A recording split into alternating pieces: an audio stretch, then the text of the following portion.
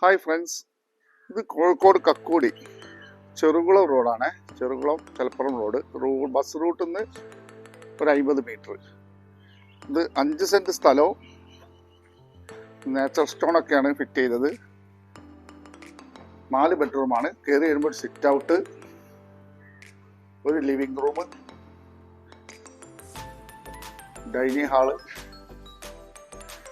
താഴെ 2 bedroom attached ആണ് വരുന്നത്.